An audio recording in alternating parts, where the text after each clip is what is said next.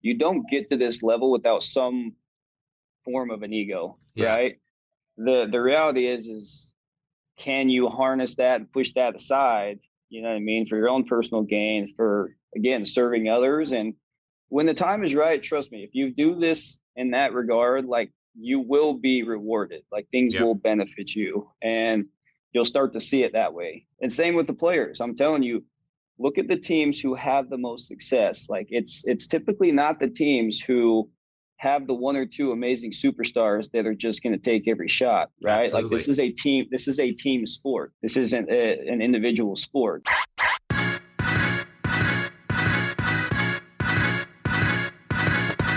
Hello, and welcome to the Physical Preparation Podcast. I'm your host, Mike Robertson, and I'll be joined on the line later today by Brady Howe of the Phoenix Suns. Now, before we jump into this week's episode, I want to give you a quick recap of the week that was, what's new in my neck of the woods, and I promise this will be brief because, even though it has been a full week, it doesn't feel like a lot has changed. Client coaching going extremely well right now. As I mentioned last week, had some extra consulting and mentorship hours, so that's fun. All of my basketball guys, because that's really my basketball guys and girls are all I have left, are doing fantastic. Really excited for them. Even got Dakota back this week. I felt like he was gone forever between getting to play for the USA Select team, which basically works out the guys before they went and played in the Olympics. So he was gone for that. He was gone for Summer League. They did a training camp in between. So finally got him back and saw him today. So great to see him and catch up with him. But yeah, man, I've only got 2 or 3 weeks left with my basketball guys and girls. So it's bittersweet because I'm excited to go watch them play, but also sad because, man, I enjoy working with them and I love being in the gym every day and helping them get better. So clients are doing great. A little bit of soccer coaching this past weekend. I thought, man, who is the greatest coach on the planet? Last week, we came home 2 victories. Felt like the guys and the girls played really well. And then it all came crashing back to reality this weekend. Our boys went up against, really, when you're coaching like first and second grade, it's like there's a bunch of kids that are just kind of like running around like crazy people. And then there's generally like one kid on each team. And their one kid this week was better than our one kid. I think this kid probably banged about 8 goals himself. So yeah, little guys lost. And then our girls went and played a team from a different club. And this club, I don't know, man. I don't know what they've got in the water up there, but I feel like these girls are always big. They're always strong. So I feel like our girls were a little bit scared and intimidated. We started to figure out how to counterattack them in the second half, but it was just a little bit too late. So needless to say, I will not be up for Coach of the Year after this weekend's results. But as I always tell both guys, girls, whoever I'm working with, hey man, this one's in the past. We move forward. We'll go in. We'll have some good practices this week and try and do a little bit better next week. So that is the soccer piece. And then, man, big news. I know I kind of alluded to it last week, but after 13 years in our current location, iFast will be moving. And this is very top of mind right now because last Friday finally saw the new space. Man, I'm just telling you, this space is awesome. Like awesome. We're actually going to pair with our friends at Sogility. So we're going to have definitely a soccer theme to it because there's going to be all kinds of soccer-based training going on around us. But iFast will be what we have always been, a hub for people that are interested in just getting more out of life, right? So we're still going to train our soccer players, of course, but basketball, football, soccer, volleyball, our Gen Pop clients, what we do on a day-to-day basis will not change. The home will definitely be a little bit different and it will definitely be a little bit nicer. But man, just really, really excited about this move. Seeing the walls up, starting to get a feel for how the layout of the gym is going to look. Man, I'm just telling you, like we're moving in from 5,000 to like 12,000 square feet. Now, don't get me wrong. We're not on the hook for all of that ourselves. Again, that's why we're kind of going halfsies with the people at Sogility, but just really excited to make this a hub for young athletes, for older athletes, even again for our Gen Pop people. Like I want this to be the spot in Indianapolis, and it's not like I don't think we're there already, but I think this is just going to really take us to the next level because now the outside is going to match what you get when you come in and you're on the inside. So really excited about the future of iFast. I can tell you, I don't know if I've been more excited about the gym in recent memory than I am right now. So lots of good stuff going on in my neck of the woods. I hope you can say the same. We're going to take a quick break, and then we're going to jump into this awesome episode with my guy, Brady Howe. It seems like almost every day I talk to a young trainer or coach who is frustrated. Maybe they're frustrated with the results they're getting.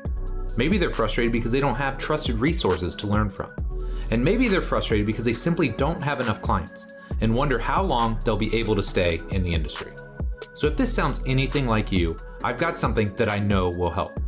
My Complete Coach certification was created for trainers and coaches just like you, who are serious about the results they get and know that becoming a better coach can directly translate to a bigger bottom line. This certification is going to take the last 20 years of my life's work and put it all into one massive course. In it, you'll learn how to use the R7 system to create seamless, integrated, and efficient programs for clients and athletes of all shapes and sizes. How to create the culture, environment, and relationships with everyone you train so you can get the absolute best results. The exact progressions, regressions, and coaching cues I use in the gym, from squatting and deadlifting to pressing and pulling and everything in between. And last but not least, I've added an entire section on my assessment process and how to use that to write programs faster and more effectively than ever before. Of course, there's a ton more that I cover, but that should give you a pretty good idea of what the certification is all about. Now here's the thing, spots for the certification will open twice per year for a limited time only. If you're interested in learning more, my next certification will launch in March 2021, and if you join my free insiders list, you'll be able to save $200 when it opens. To get on the insiders list, just head over to CompleteCoachCertification.com. Again, CompleteCoachCertification.com, and then stay tuned for our launch emails coming very soon. Thanks so much for your support, and I hope you'll pick up a copy of the Complete Coach Certification when it launches. Brady Howe is an athletic trainer and strength and conditioning coach by trade, entering his 4th season with the Phoenix Suns organization. In his new role as the VP of Health and Performance, he oversees the Suns' medical and athletic performance team with the goal of optimizing performance while ensuring long-term player health. Brady shares his unique story entering the NBA setting, along with the finals-bound transformation and fast-track experiences that allowed him to ascend into his current role within the Phoenix Suns' historic franchise. In this show, Brady and I start by discussing his incredibly wide-ranging journey and how he finally found a home with the Suns. We talk about the various roles and responsibilities he's had over the years, and why he feels every person who wants to work in the NBA should start in the G League first. And last but not least, we talk about his thoughts on leadership, soft skills, and why empowering others is such a critical piece of the puzzle. This was a really fun interview, and I think you're going to love it. But enough for me. Let's do this. Brady, man, thanks so much for coming on the show here today. Really excited to have you on and chat with you. Could you start by just telling us a little bit about yourself? Yeah, Mike. Well, I appreciate you inviting me to be on. We've kind of talked on and off for a while now, and finally get a chance to do this. So one, I've always appreciated, the content you put out, and we have a very similar small circle. So it's fun to be on. So I appreciate you having me. But yeah, so a little bit about myself. I am an athletic trainer and strength and conditioning coach by trade. I'm originally from Northern Utah, and that's where I met my wife, Emily. And we've been married for 12 years now. And we have a 7-year-old little girl her name is Macy. She's the ultimate fireball. So it's like that's awesome. Having a little one of your own, you finally realize what karma really is, yes. So the grandparents just laugh in the background seeing you go through the same thing. And then we have a 2-year-old, a majestic beast named Fudge, who is a pit bull. Oh, and nice. He's really my avatar. So like people when Corey or other of us come over to the house and they see this dog and how muscular he really is, he's the real man in the house. I'll tell you that. I need more pictures of Fudge on the IG, man. I don't know if I've seen him much. Oh yeah, I got plenty. We'll put him out there when he gets into a power stance. It's pretty impressive. That's awesome, man. So talk to me. What led you to the world of physical preparation? How did you get started in all this?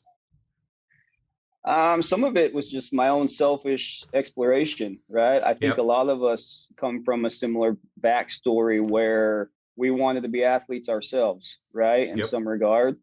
It's no different for me. Very undersized kid trying to make the team, trying to make varsity, trying to earn his minutes. And I tell it like I grew up in the Sandlot era, you know what I mean? Yep. Like where it didn't matter what time of the year it was, you were playing some sport. So it started out with football, it'd go to basketball, and it'd go baseball, track. In the summertime, it legitimately was like, what baseball field are we playing? It really was for me. Just grew up wanting to be an athlete myself. And then by the time I got into my teenage years, again, I started to realize everybody around me was blossoming and getting to be 6'5", and I'm stuck here at 5'10" all the way till the current state. And so I was always trying to figure out at an early age, how can I get bigger, faster, stronger? And mind you, this is like early to mid 90s where all I was comfortable doing by myself in an awkward state is bicep curls and push-ups. And so it really just kind of started with that, trying to be a better athlete and kind of keep up with those around me. But also in the process, I ended up having a lot of my own injuries, a lot of broken bones, surgeries. And so that kind of led me down to being introduced to what a physical therapist is, what an athletic trainer is, and how strength and conditioning coincides with not just return to sport, but also preparing for sport. And so that's really kind of where it all started for me. I love it. I love it. And then walk me through your career path. And I ask most people about this, but yours is truly fascinating. And you've had so many stops along the way. So I'd love to hear a little bit about that. Yeah, I'll try to keep that timeline brief. It started out as soon as I graduated from Weber State University, which is in my hometown where I grew up, 2008, I believe. I was fortunate. I jumped right into having a job waiting for me at a high school, a local high school, and I was just covering all the sports as an athletic trainer. And that, at the time, I still had always had an ambition to reach the elite level, whether it was college or the professional level in any sport, But I had been reaching out at the time. It's kind of fascinating. I still don't know how I wanted to land in basketball, but at the time when I had this job, I was writing like letters. I was writing Yeah. letters to everybody that I could find in the NBA. I was getting emails, and really my introduction to the basketball world was it's a funny story. It started with a Facebook message, and this is like 2009, where like there Right. isn't Instagram. This is like I'm trying to befriend everybody I can, and I had probably just learned Facebook myself from my sister. So it just kind of landed where an assistant athletic trainer, who's still a very close friend and mentor of mine, his name's Brian Zettler, he responded and told me, hey, we have an affiliate called the Utah Flash. They're in Provo. And, why don't I put you in touch with them? So it just so happened they were like, man, it was at the time the D League, the development league. Right. So they had a kid fresh out of BYU running it. It was my same age and just trying to learn it as he went. And so the team was like, yeah, come out, do an internship. And I was thrilled. I was like, oh, here we go. This is amazing. But Provo is an hour and 20-minute drive from where I was at. Ooh. So I was working. I'd finish my shift. I'd drive there, drive back. And also at the same time, I'd been recently married, after graduating from Weber State. So there's just a lot going on. Yeah. So I did that for a year. And then the Flash ended up saying, hey, we'd love to have you around more. We'd like for you to be our head athletic trainer. I'm 23, 24 thinking, man, this is amazing. Yeah, absolutely. Right. And so did that for 1 year. I'm still so close to so many of those guys. One of the funnest teams and seasons I've ever experienced. I would love to go back and just watch it and see how bad I was and all the things I've learned from. But another small circle story to that is one of our lead assistants here, Kevin Young, who sits on the front bench. He was our head coach for that team. So 10 years later, full circle. But I went from doing that for 1 year. The team went under. And again, this is at a time where the D League had 10 teams, so it was very, very still small. And so when that went under, I was a little disappointed because I was like, well, what's next? but I had made enough friends in my hometown where I then went to cover minor league baseball for the Dodgers. There's a very entry level team for the Pioneer League called the Ogden Raptors. I had done that. And then in that same summer, Weber State came calling back saying, "Hey, we have an opening. Do you want to come join us?" I said, "Absolutely." So I was back home. So that was the same time. I was there for 3 years. I was being a jack of all trades, athletic trainer, strength coach, you name it. So it was kind of around the time where I got my CSCS right before then. And I was covering a lot of different things. Like, college is fun, but also college is one of those environments where they reward you with your good work with more work. Yes. You do a good job. Great. Okay. Here's volleyball. Kill that. Okay. Here's golf. It's like, okay, well, pay me. Right. Yes.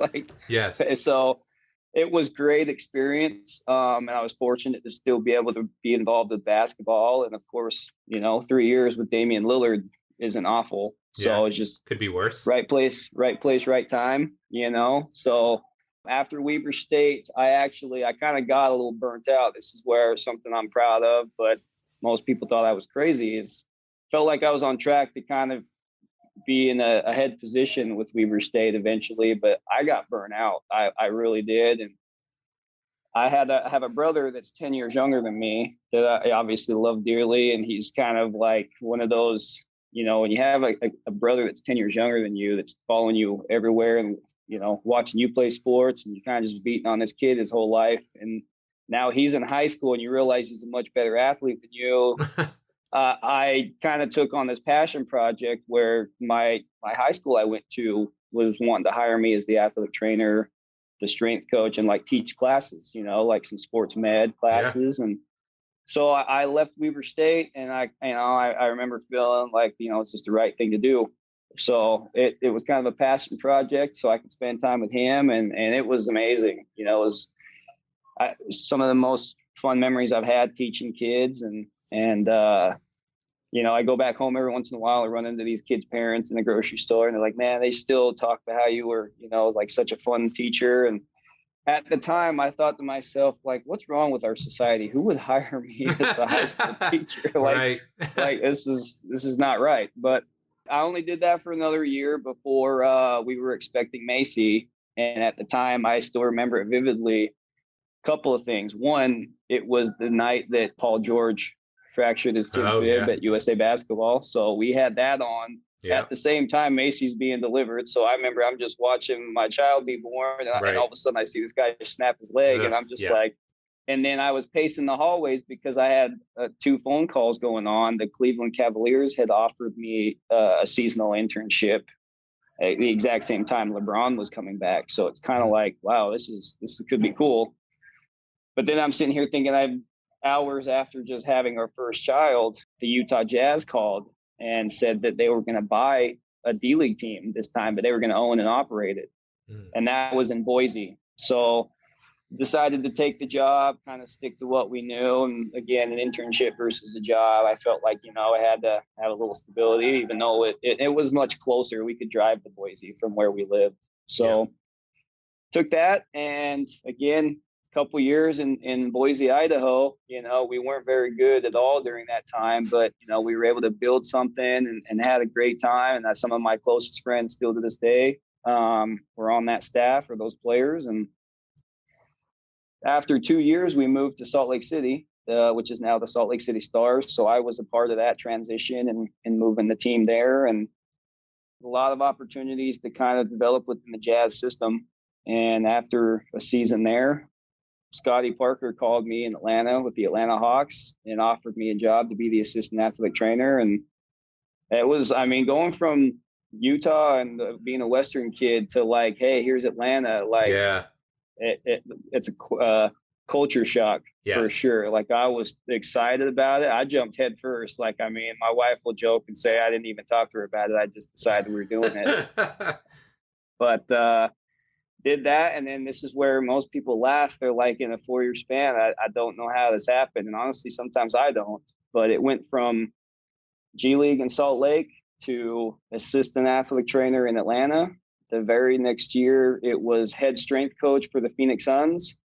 And then the very next year after that, it was my current role, kind of overseeing the department. So it's a whirlwind. I sometimes don't know how it happened. It's kind of like the stars aligned and right place, right time. But here we are. Yeah, I love that, man. So one thing, and I don't know if you have an answer to this because you kind of said you don't know how you ended up in basketball, but like, what was it about basketball that kept drawing you back? You know, because you had these different stops and you worked in baseball, you worked at a college, you worked at high school. What was it about basketball that kept pulling you back in? Well, where I grew up, think about Utah. What's the only team that they have in Utah? Yeah. You know, it's a basketball town. The Utah Jazz are king. And then honestly, the neighborhood I grew up was unique. I was in a neighborhood where my neighbor across the street was the athletic director of Weber State. The neighbor to the left of me was the head coach of Weber State during the team.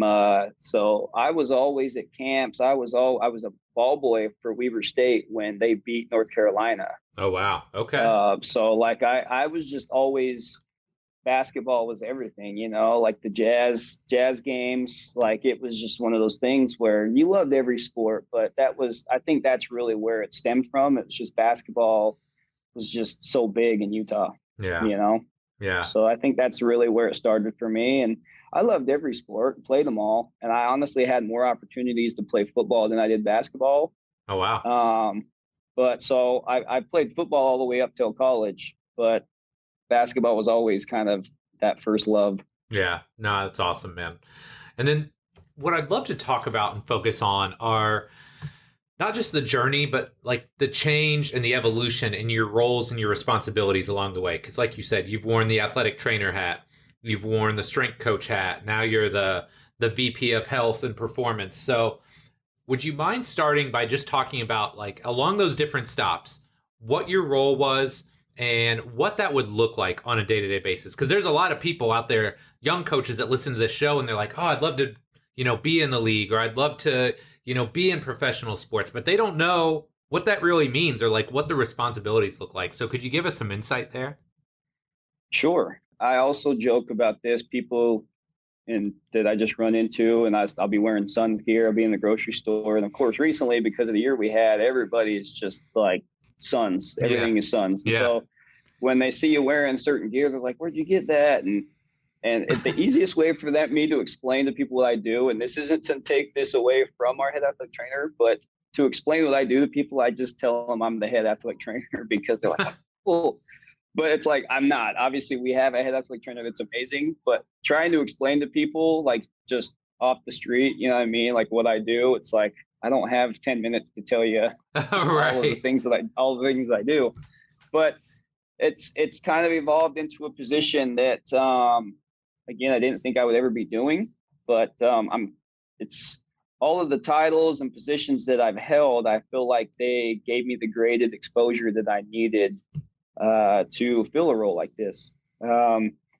So as again, titles are titles to me. They really aren't, they are what they are. But Right. my role now is kind of just to help the entire department, So I've kind of got my finger involved in the medical side, the performance side with strength and conditioning, nutrition with our chefs, sports psych, you name it. I work very closely bridging the gap with all of those people so that our team is very cohesive, but also on the same page. But also, you kind of think of it from like our front office side. You've got your GM and then an entire department. You've got the head coach and then his staff.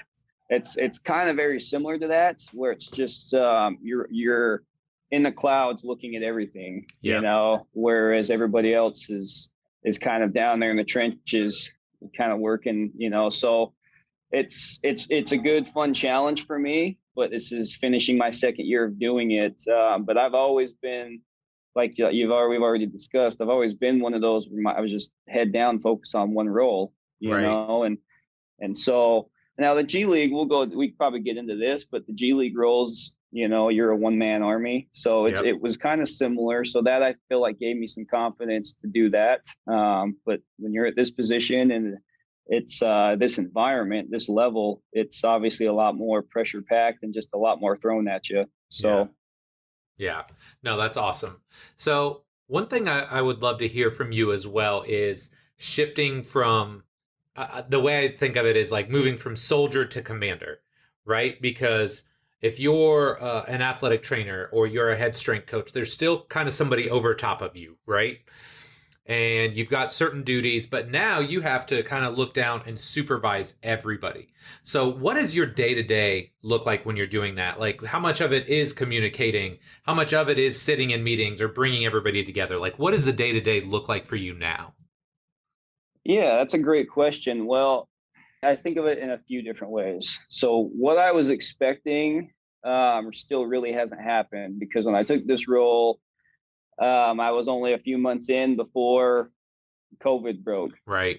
So realistically now, a big part of what I've taken on is overseeing all of that, which people probably truly don't know the depths of that at the NBA level. I mean, you probably hear about it, but it's a full-time job. And I didn't want that to impact our group at all and the amazing practitioners and things that they do. So that is probably the heart of what I'm doing right now is just the day to day of dealing with that.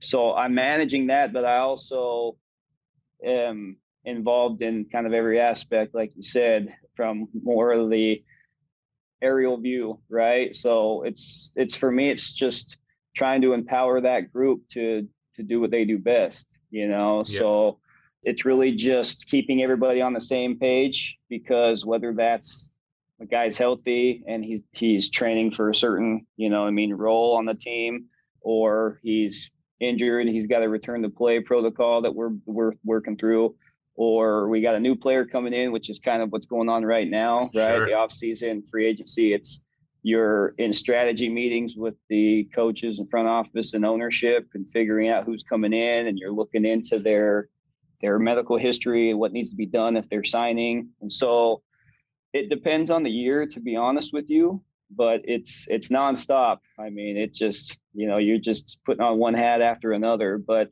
it's honestly one of those things that's helped me, I think, grow and learn the most as well. I've had some of these positions alone by themselves where you just Yep. focus on that. But again, it's kind of nice to be able to just be involved in all of it, And so again, like I'm not sitting here driving the ship where you don't hire amazing, great, creative people and tell them what to do. So Right. that's definitely like now some people might like they would love to be in this position and they would love to just say do as I say.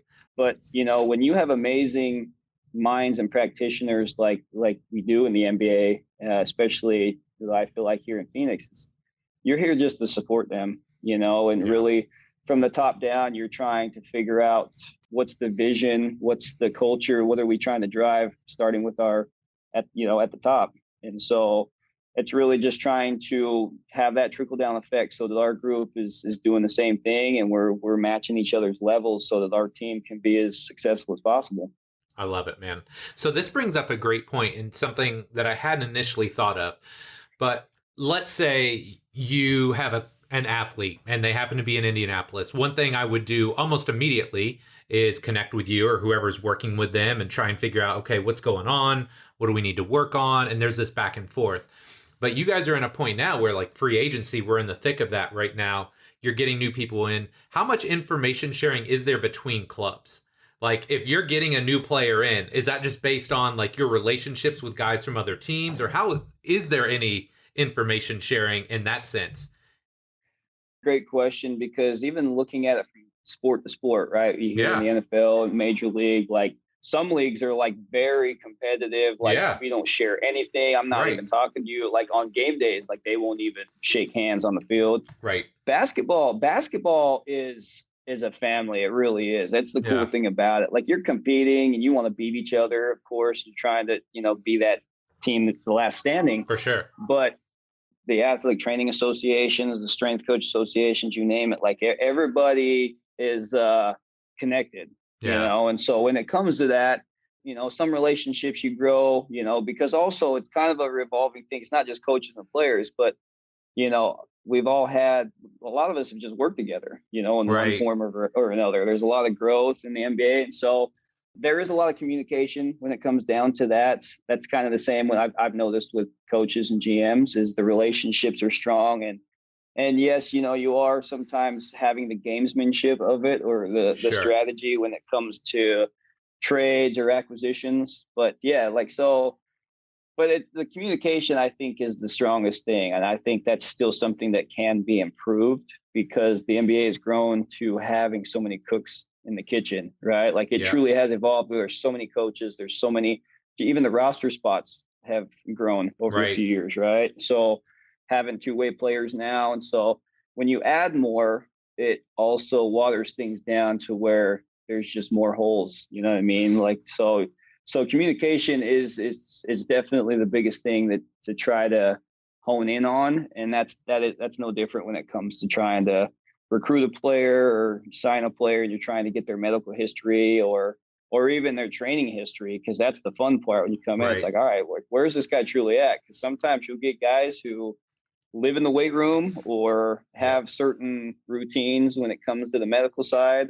and so you really it's tough. That was one of the things I had a hard time with in the G League was you get so many players that really don't want to be there. Let's be honest with you. Like they want the opportunity, they want to play, but their goal is to be in the NBA. So if they are in the G League, that's not their ultimate goal. You know what I mean? So it's kind of a short window that they're there. And when they're there, it's not like you had a off season with them. It's like, you know what I mean? Like to prepare them for the season. It's like they're showing up the day before and they're ready to hoop. And so it's like, well, where's this guy been? So it's kind of, it's also a puzzle to try to figure those things out and then to kind of figure out what's the best course we can put them on so that they can succeed, not just for the team, but for that player. Yeah, I love that, man. So I think we're definitely seeing more and more positions like yours. Like, I don't know, obviously, the NBA landscape to the degree that you do, but like more and more clubs are putting somebody in your type of position, right, that oversees things. So one thing I'd love to hear from you, because again, you are there, is how much maybe difference there is in roles like yours across the league, right? Like, do some guys do more of like an overseeing type thing? Do some guys, have their hands in more things and they're more active, like training or rehabbing or whatever? Like, how much discrepancy is there across teams?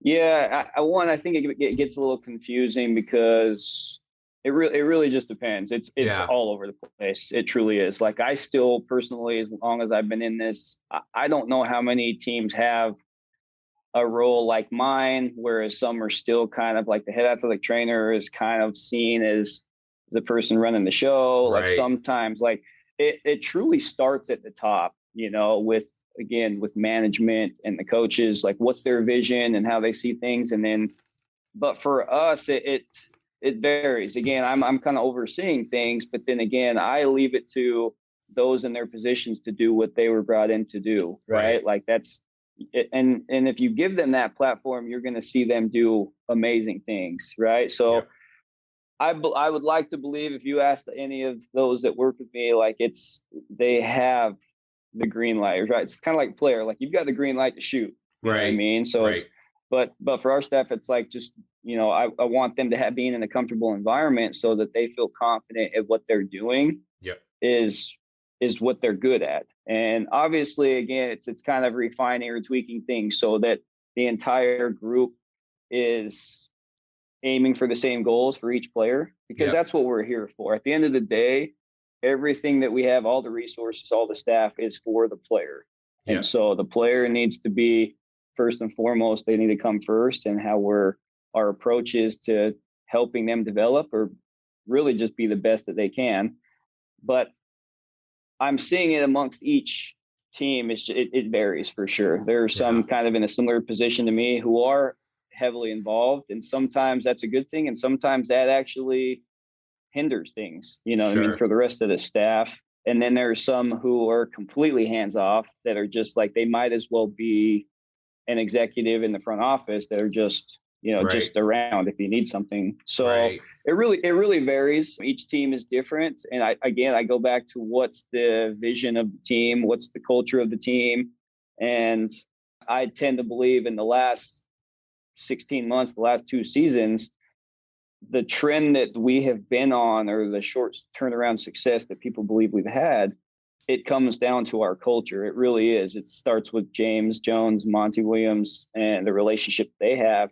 They're phenomenal leaders. Like, if you've ever been able to just follow them, much less spend personal time with them, they're incredible. Like, just it's truly, it's infectious. Their camaraderie and just everything that they bring about them. Like, it's not a facade. It's not, all these things that you saw, even more so in the playoffs, just because of the media.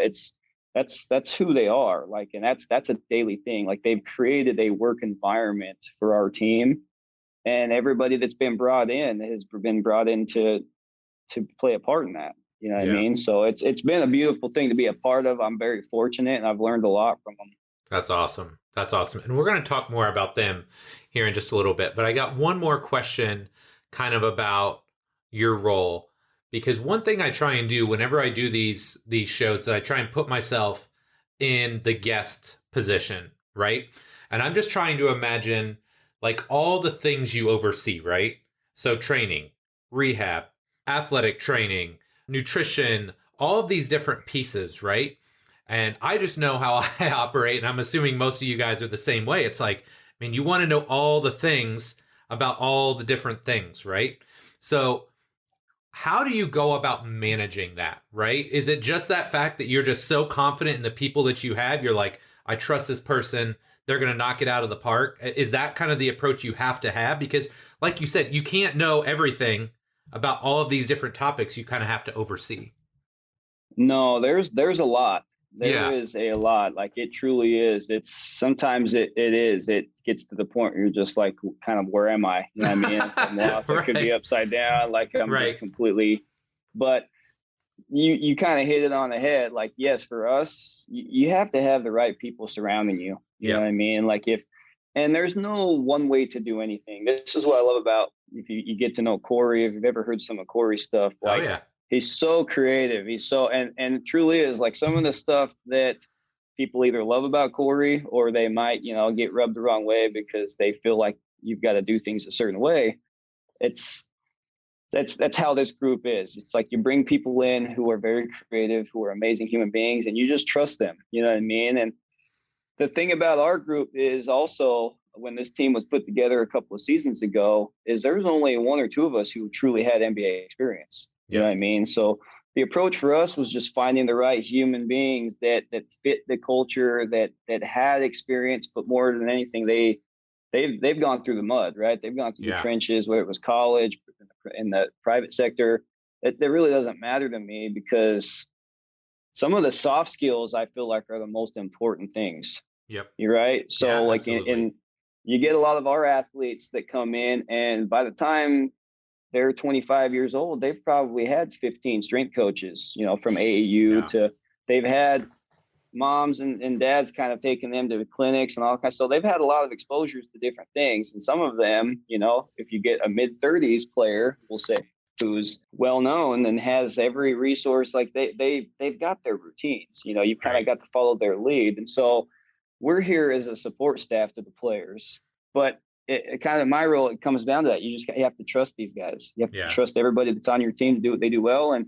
And I can't micromanage them. It's impossible. Like you said, to try to have a hand on every element is truly impossible. So I think one of the good examples that I had heard from James Jones, because he's no different, like, trying to think of what a GM is involved in. It's not just the basketball ops side, like building a team. They're so involved in the business side of it, more so. And it's like, I don't know how they do it. It's truly amazing to see what these GMs go through. And on the coaches side, the coaches have to deal with the media. Like, it's incredible, like, this, just everything that's on their plate.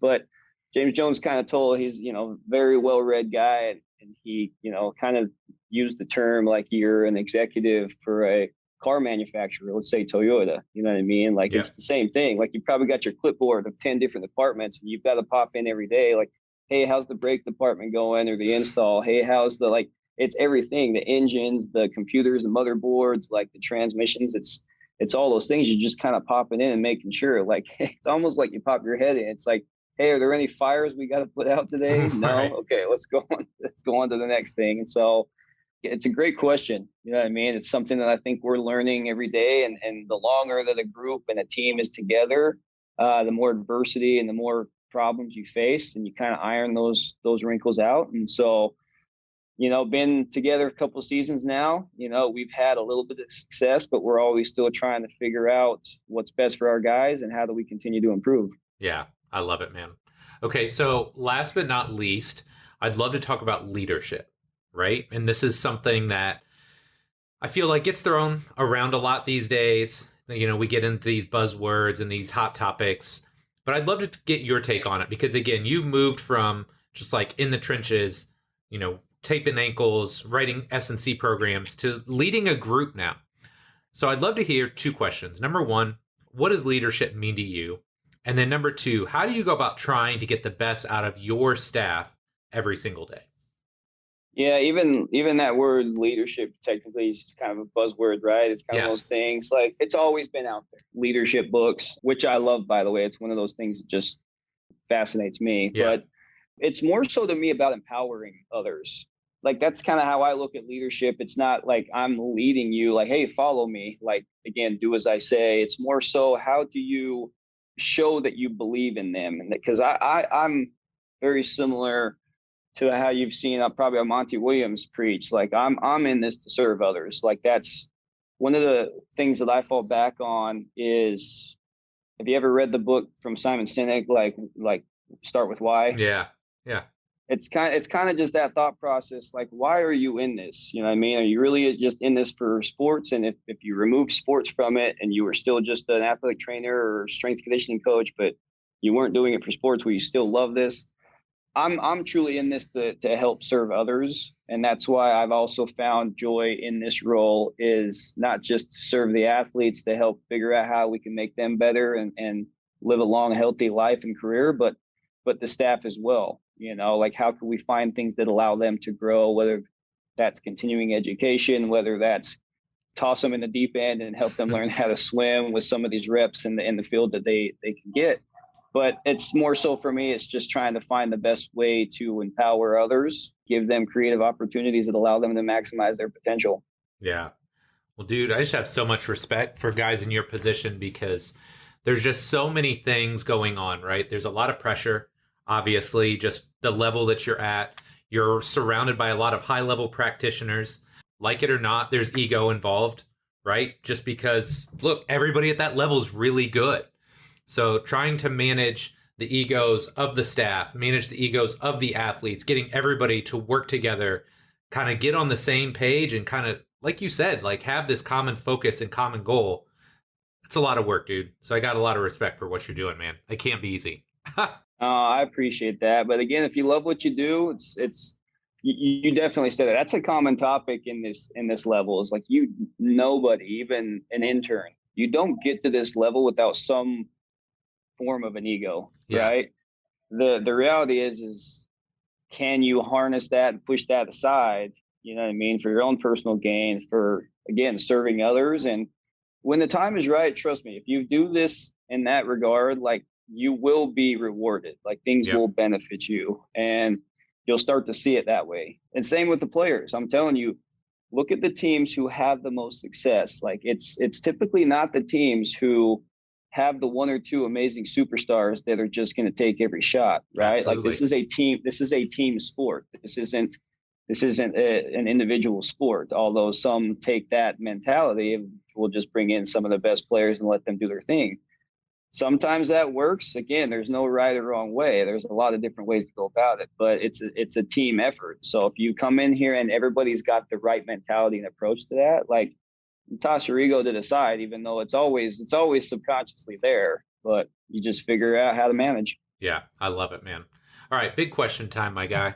If you could alter the space-time continuum and give young Brady Howe one piece of advice, what would it be? That's a great question. Outside of like investment advice. Yes. Yeah. Honestly, I'd say master the soft skills.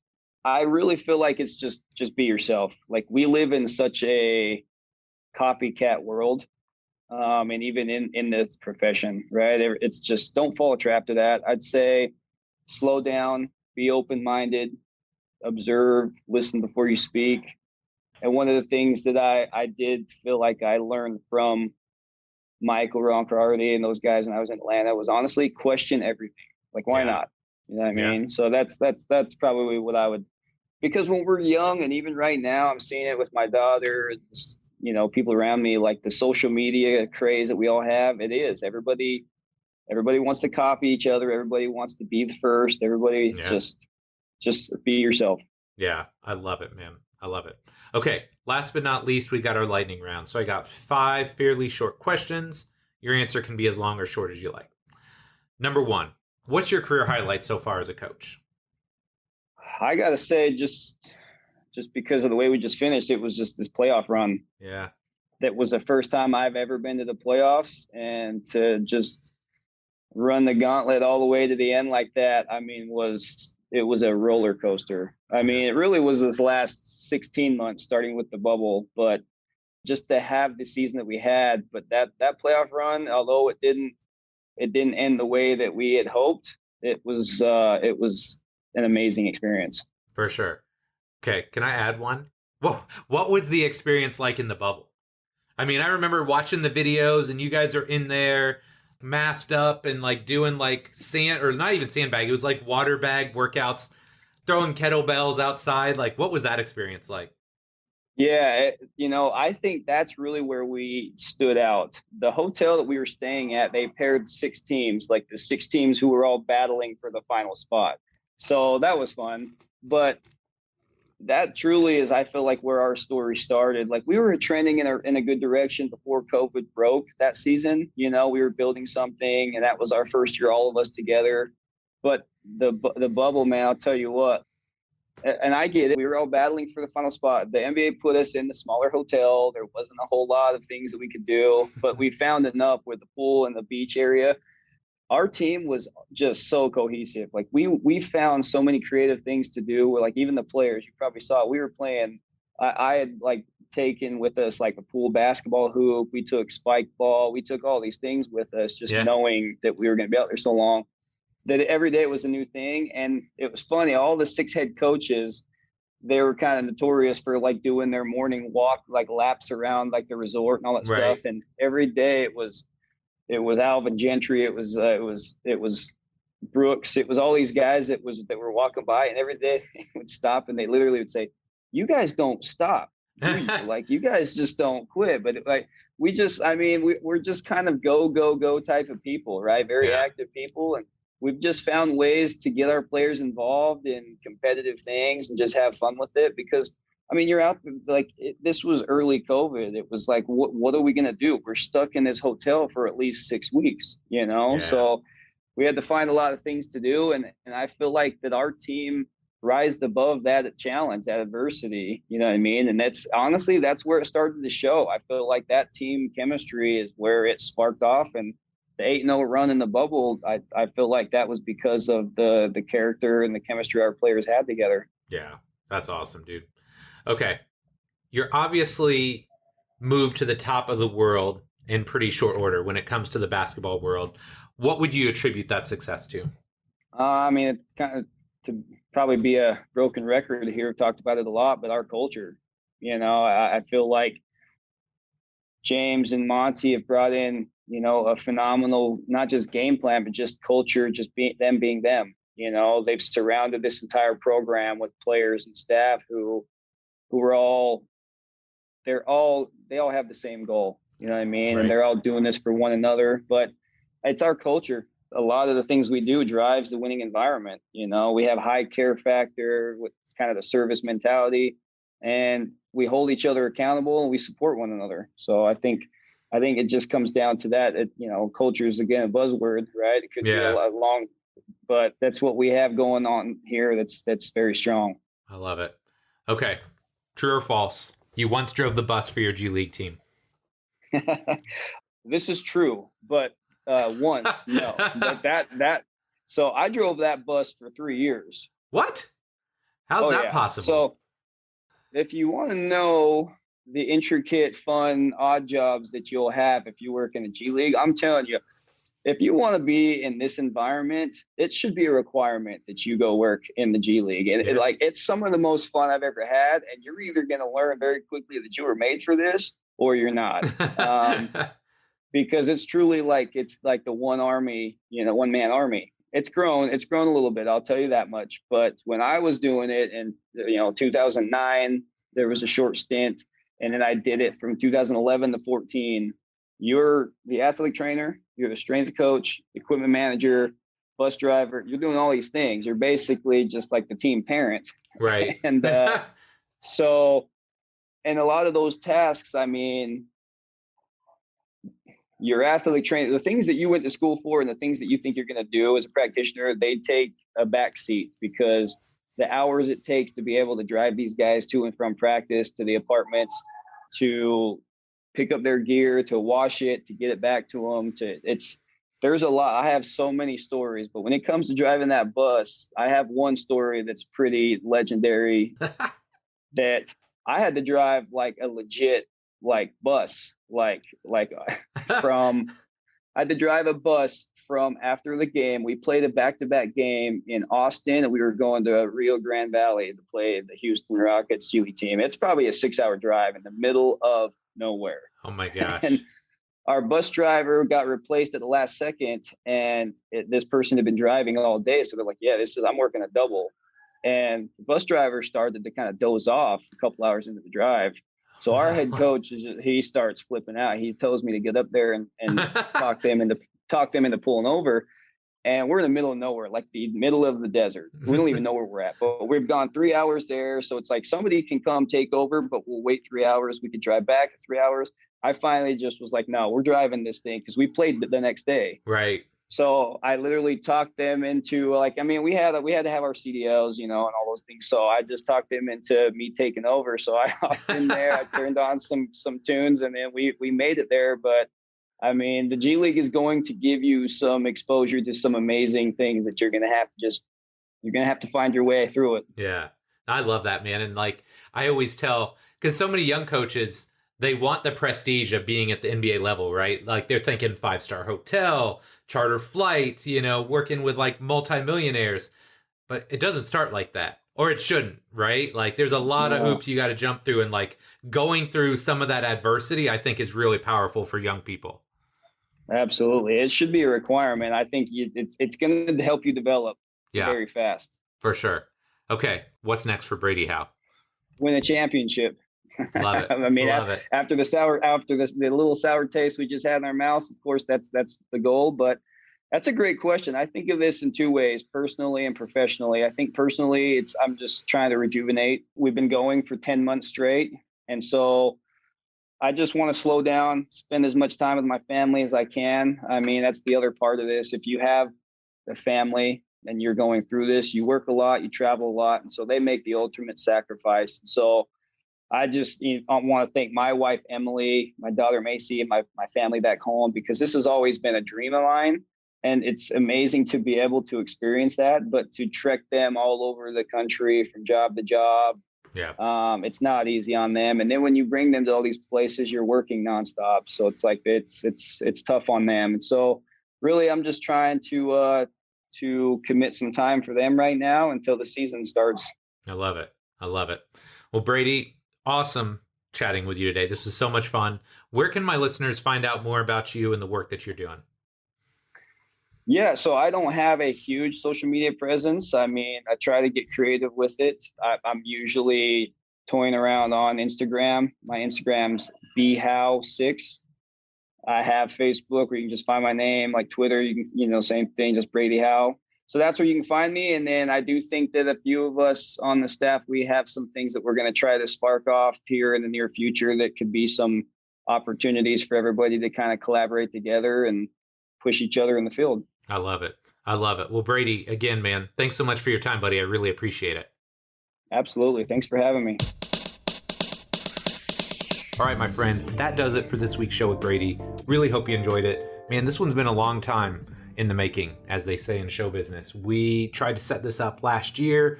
I think maybe before he went in the bubble, after the bubble. They had the abbreviated off season. Then they went right back into the season. So we've been trying for quite some time to get this on the books, and I was really excited to chat with Brady. He definitely delivered. Love hearing his thoughts on leadership, on soft skills. The guy's had such a journey to get to where he's at today. So like I said, I really hope you enjoyed the show.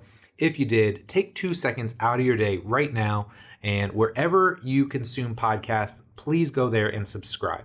Doesn't matter whether it's iTunes, Stitcher, SoundCloud, Google Play, Spotify, Amazon, wherever you consume podcasts, go there right now, hit the subscribe button so you know each and every week when a new episode drops.